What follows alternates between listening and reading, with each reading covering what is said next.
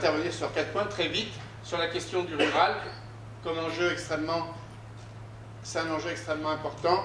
Ensuite, sur la question jeunesse et territoire, donc pour moi, question de place. Ensuite, sur question culture et jeunesse, et revenir sur quelque chose qui a été porté fortement sur la question de l'offre.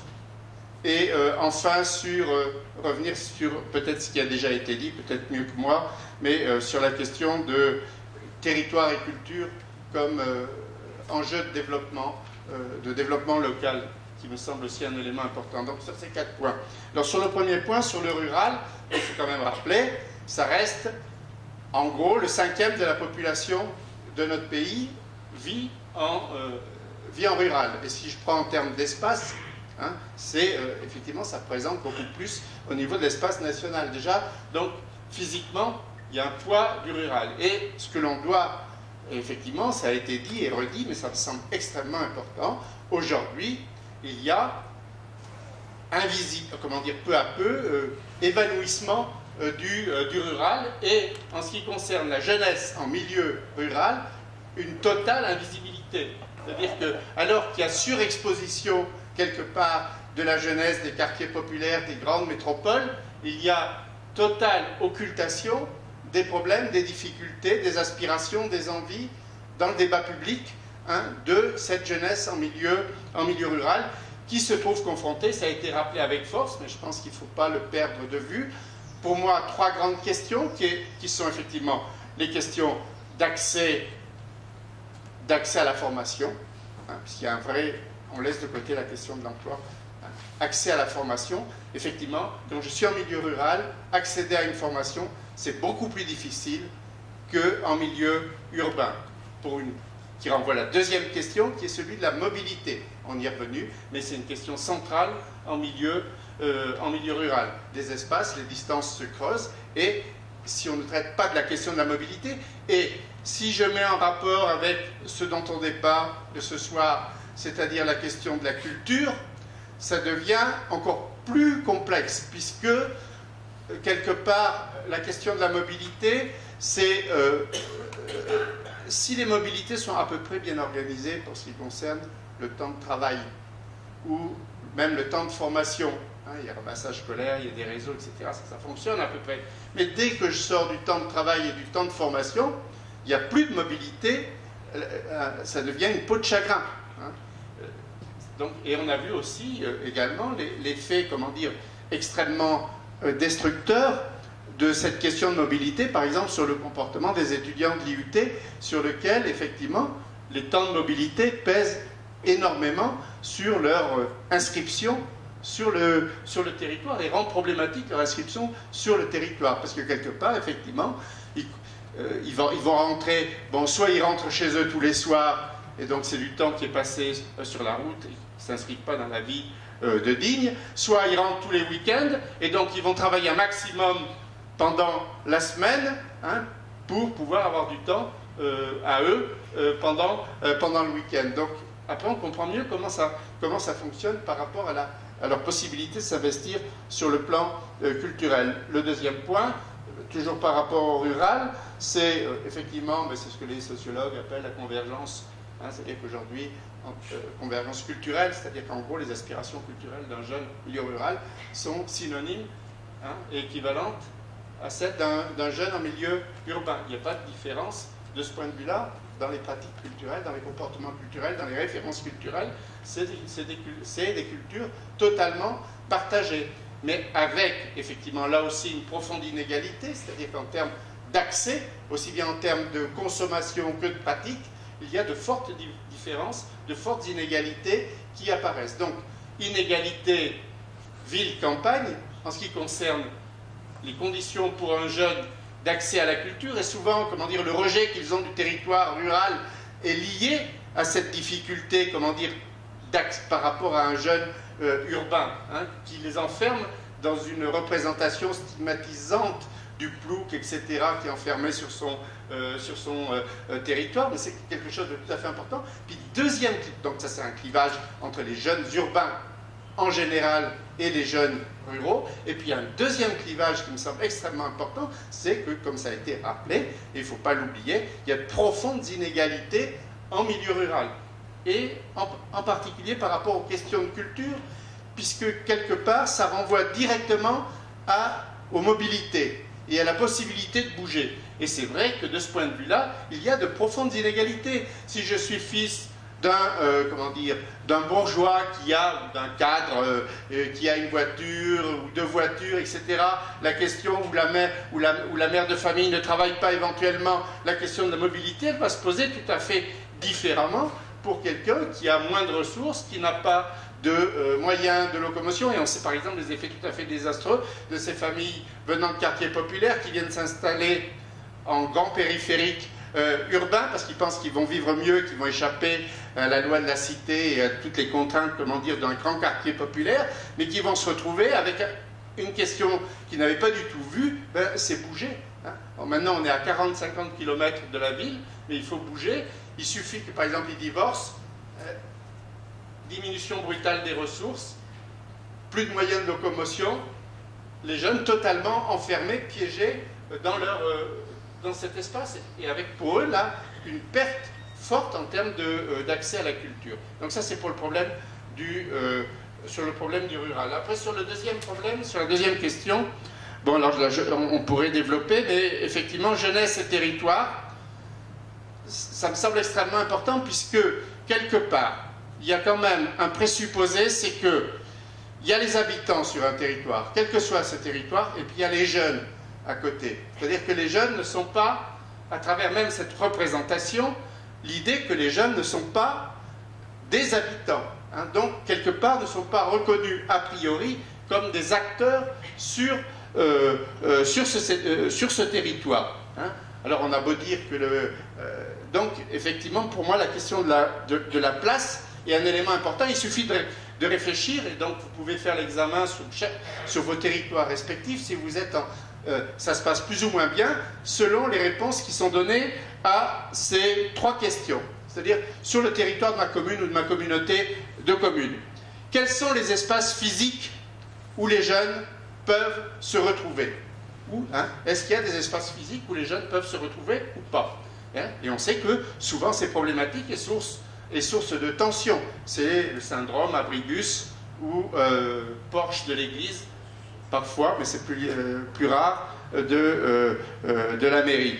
Donc hein, c'est souvent porche d'église ou l'abribus qui sont des lieux où se cristallisent les conflits. Mais derrière, on a dit ces jeunes, ils communiquent plus, on pousse avec leur baladeur sur le casque sur l'oreille, et puis quand il n'y a pas le casque sur l'oreille, c'est le téléphone. Et puis sinon, ils sont derrière leur ordinateur. Le problème, c'est que, quels sont... Mais après, on a dit, j'ai entendu, ils viennent à la bibliothèque pour se chauffer, ou alors, quand ils se retrouvent, c'est pour se divertir. Hein, et bon, là, il y a un vrai problème. Hein. Et on dit qu'ils ne parlent pas, mais quand ils parlent pas bien, ou c'est pas valorisé. Quelque part, alors qu'on sait que quelque part, l'importance des relations d'amitié dans la constitution, comment dire, du jeune comme sujet, et de cette importance de l'entre-soi. Donc, et comme préalable, à mon avis, à toute activité culturelle. On ne fait pas de l'activité culturelle parce que c'est, comment dire, parce qu'il y a une offre, bon, ça facilite effectivement, mais il faut partir de cette réalité. Il vient à la bibliothèque pour se chauffer, il vient, comment dire, il est dans la ville, eh bien il se repose et il a des divertissements à partir, bon, et pas dire que ça n'a aucune valeur. Je pense qu'on doit partir de cette réalité. Je ne sais pas si c'est clair, mais ça me semble extrêmement important. Si je prends le calendrier, c'est exactement pareil. Prenez le calendrier des activités villageoises de votre village. Dans le calendrier annuel, il y a des fêtes. Hein. Il y a la fête des pompiers, il y a la fête des retraités, il y a tout ce que vous...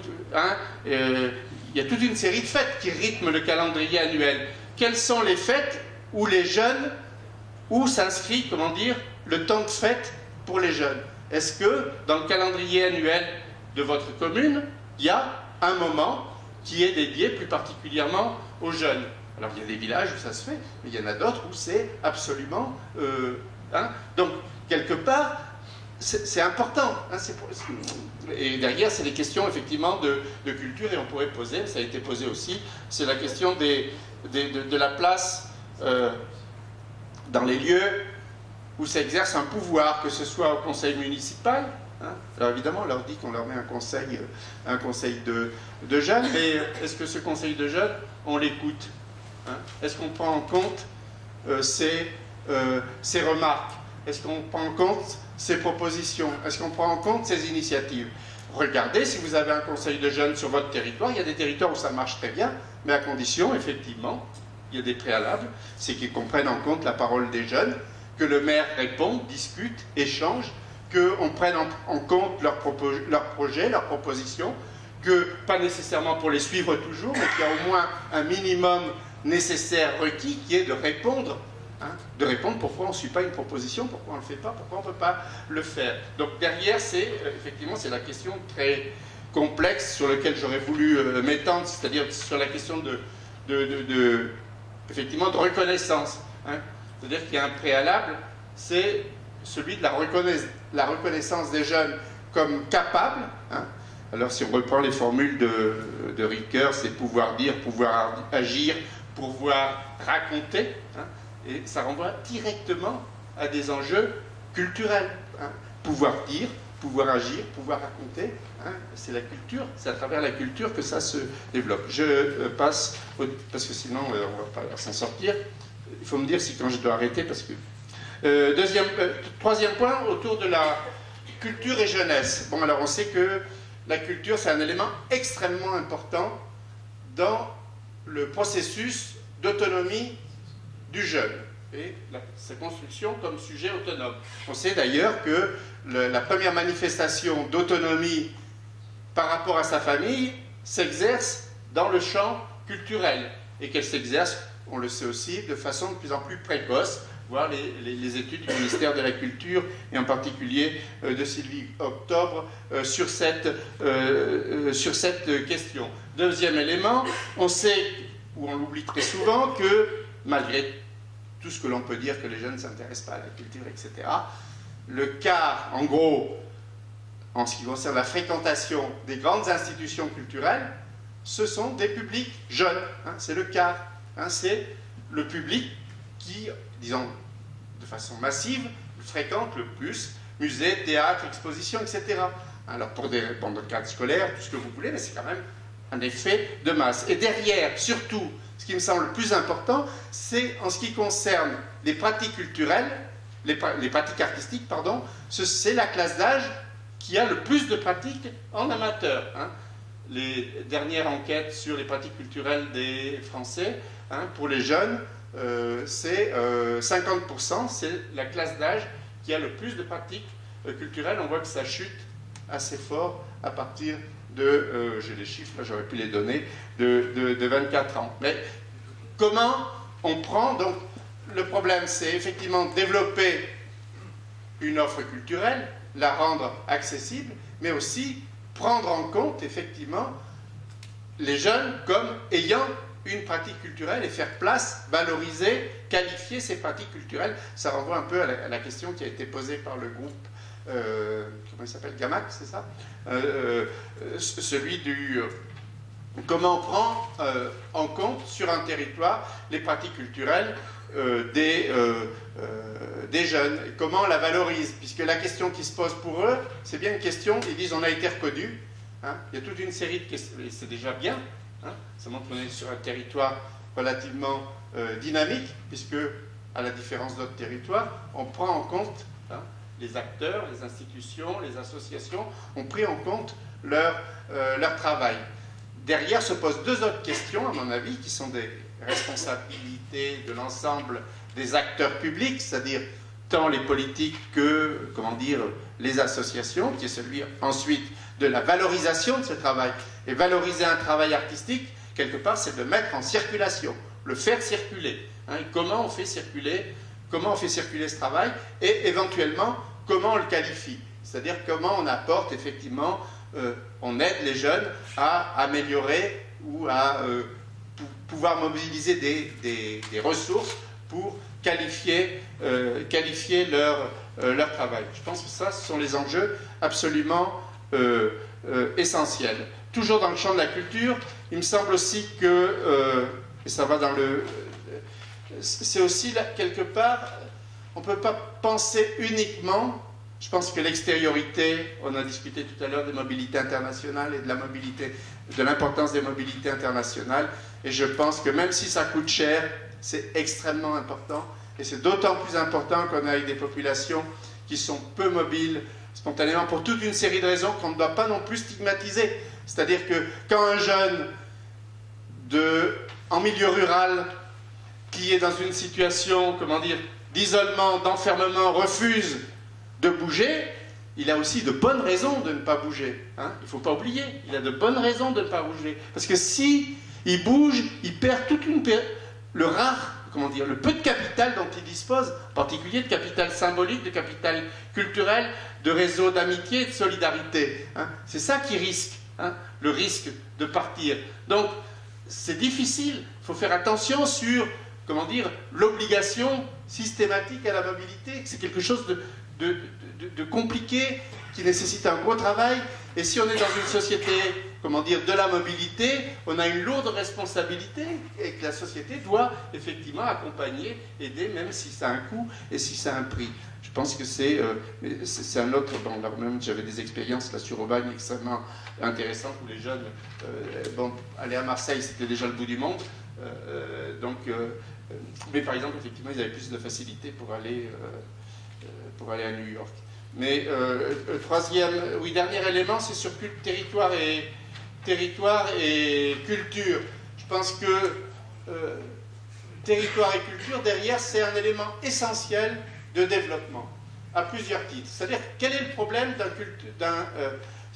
il y a un problème qui tourne autour de la question d'une classe d'âge en milieu rural. Hein. C'est effectivement les 16-25, et en particulier les plus dynamiques. En général, ils vont continuer des études, ils sont ailleurs. Alors, comment je peux, hein, quel est l'instrument privilégié pour maintenir un lien et, comment dire, maintenir ce capital investi sur le territoire? C'est essentiellement à travers des pratiques culturelles. On sait que le jeune qui revient, eh bien, c'est le jeune qui était engagé dans une pratique culturelle sur son territoire, parce qu'il a un groupe de musique, parce qu'il organise un festival, parce qu'il investit sur une manifestation. Donc, c'est extrêmement important en termes de développement de cultiver ce lien qui, par ailleurs, hein, à un certain niveau, est aussi un facteur d'attractivité du territoire et qui, avec des retombées éventuellement économiques sur tous les territoires, et je pense qu'il y en a aussi sur le territoire des Alpes de Haute-Provence, de manifestations culturelles qui ont été créées par des jeunes et sur lesquelles, effectivement, en retour, la collectivité, la commune, le territoire est bénéficiaire. Alors après, bon, on a fait c'est aussi un facteur de développement économique, puisque souvent, bon, c'est la question qui a été posée par Gamac, on a énormément de projets de jeunes, de projets culturels qui débouchent sur de la professionnalisation, c'est de l'emploi, c'est aussi de l'acquisition de compétences, même si ce n'est pas professionnalisé, hein, à travers la gestion d'un groupe ou d'une manifestation culturelle, eh bien, on acquiert des compétences sur le plan culturel, mais aussi en termes de management, d'organisation, de communication, et c'est aussi, troisième aspect, c'est un élément, et ça a été fortement, j'ai bien aimé l'exemple de Gamac, posé comme expression aussi de la culture et d'identité d'un territoire, hein, à travers le croisement entre une pratique qui est, qui est complètement contemporaine, qui est celle du hip-hop, et d'éléments de culture de ce territoire. Et à partir de là, c'est aussi potentiellement, si c'est bien compris par les acteurs publics, un atout important. Bon, c'est ce pourquoi ils ont plaidé, ils ont dit donc faire un hip-hop d'un type différent, c'est un élément de rayonnement aussi et de connaissance ou de reconnaissance de la valeur, comment dire, la valeur symbolique aussi du territoire d'origine.